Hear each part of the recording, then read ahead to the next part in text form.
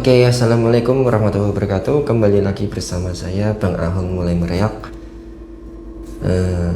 Pagi hari ini mungkin saya akan membahas tentang kebocoran oli, karena kemarin kan sudah beberapa menyikapi tentang apa itu namanya cek engine menyala secara tiba-tiba, terus apalagi ya, tentang EGR dan mungkin filter solar yang menyala, dan ada beberapa case seperti tenaga kurang atau gimana. Nah, ini nanti kita akan membahas tentang kebocoran oli.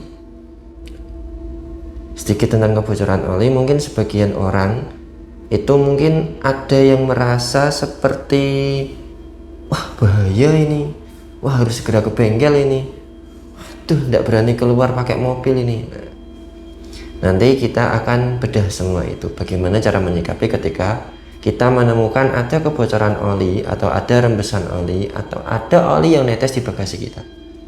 Nah, yang pertama, saat pagi ketika kita itu peduli terhadap kondisi mobil, kita kan biasa itu parkir ke mobil ke belakang dulu, nah dipanasi. Ternyata kita menemukan itu di bawah lantai kita, itu di bawah mobil tersebut ada seperti tetesan oli berwarna hitam. Nah, berwarna hitam atau mungkin kuning kecoklatan, dan ada juga yang berwarna merah atau ada juga yang berwarna kehijauan. Apa saja sih itu? Nah, kalau misalkan warnanya itu cenderung hitam atau kuning kecoklatan, berarti itu adalah kebocoran oli mesin. Terus kalau misalkan tetesannya berwarna merah, nah kalau berwarna merah itu sekarang ada dua, bisa jadi dari oli transmisi atau mungkin dari oli transmisi yang matic ya maksudnya, atau mungkin dari oli power steering. Kalau misalkan kendaraan itu masih memakai yang tipe power steering yang memakai fluida, belum yang pakai EPS. Nah, ada juga mungkin yang dari minyak rem, karena minyak rem itu ada yang berwarna merah juga. Seperti apa ya kemarin itu, lupa saya mereknya apa, tapi ada pernah ngalami yang warnanya, pernah nemu yang warnanya merah. Terus bagaimana kalau berwarna hijau atau mungkin kebiruan? Nah, itu bisa jadi dari oli transmisi yang manual, itu ada yang berwarnanya kuning, tapi kuningnya itu kuning kayak kuning bening gitu loh, bukan kuning yang kecoklatan, kayak kuning ya memang kuning. Terus ada juga yang hijau atau mungkin yang biru ya.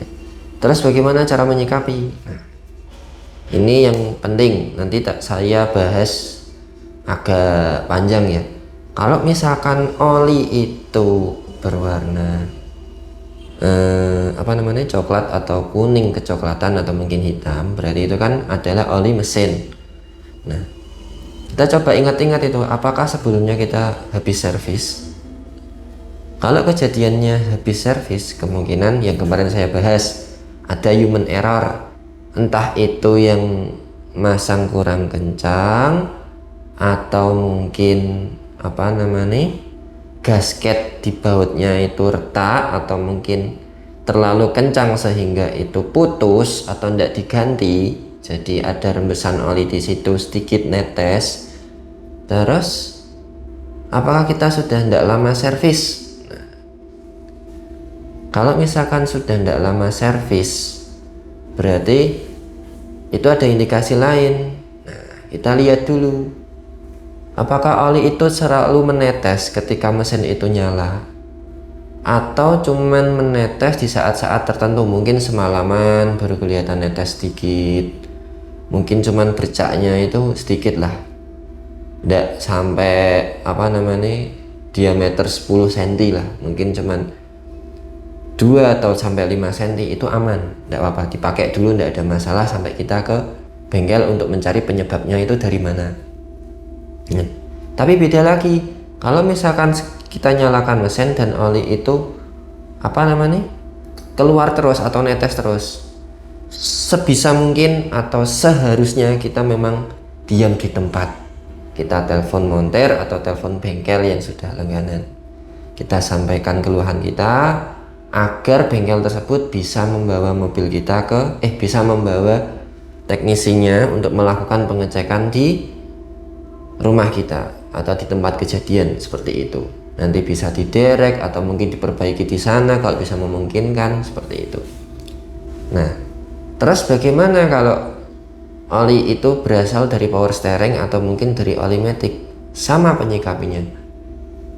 Kalau dari oli matic atau oli power steering seperti itu tadi. Kalau misalkan netesnya itu semalaman baru netes sedikit atau mungkin dalam jangka waktu yang lama, nah itu baru netes sedikit, dibawa dulu ke bengkel untuk melakukan pengecekan, tidak apa-apa. Nah seperti itu. Tapi kalau misalkan dia netes terus, bahaya ini, terutama kalau oli matic. Kalau oli matic itu kita sampai bawa perjalanan, sedangkan dia itu ketika mesin nyala atau kita operasionalkan kendaraan itu netes terus sampai kehabisan, lumayan menguras dompet. Seperti itu. Terus bagaimana kalau oli transmisi? Sama, tetap saya. Kalau misalkan memang jangka waktu yang lama dia baru netes, dibawa ke dealer atau dibawa ke bengkel untuk melakukan pengecekan, itu tidak apa-apa. Atau mungkin lambat laun kalau misalkan kita salah itu tidak apa-apa. Yang penting kalau misalkan ragu, telepon aja montir yang sudah berpengalaman, atau mungkin kita punya kenalan temen yang jago teknik, bisa. Terus kalau misalkan dia memang kalau dinyalakan atau dioperasionalkan itu netesnya banyak, tidak berhenti-berhenti, langsung saja telepon bengkel untuk datang ke rumah atau ke tempat kejadian, seperti itu. Nah, mungkin sekian yang bisa saya sampaikan. Intinya itu kalau misalkan ada kebocoran oli di pagi hari, kalau kita menemukan memang ada kebocoran oli, yang pertama jangan panik. Nah, kita lakukan 2 pengecekan tadi. Apakah ketika mesin nyala dia netes terus, atau ketika dioperasionalkan dia netes terus, atau ketika mesin nyala dia tidak netes terus, atau dalam jangka waktu yang lama dia baru netes. Nah, seperti itu. Ada 2 ya berarti. Kalau netes terus, kita langsung telepon bengkel terdekat, atau mungkin temen, atau mungkin montir, atau mungkin apa, untuk datang ke rumah kita melakukan pengecekan atau di tempat kejadian. Tapi kalau misalkan tidak menetes terus, tetapi seharian atau semalaman atau beberapa jam kemudian netes sedikit, itu bisa kita bawa ke dealer atau ke bengkel terdekat, atau mungkin kita telepon dulu kalau misalkan ragu ya. Kan kadang memang ada yang ragu, telepon montir pun tidak apa-apa. Kalau punya temen yang jago teknik juga tidak apa-apa untuk diajak konsultasi. Mungkin sekian, semoga ilmu yang saya sampaikan bermanfaat. Selebihnya mohon maaf. Wassalamualaikum warahmatullahi wabarakatuh.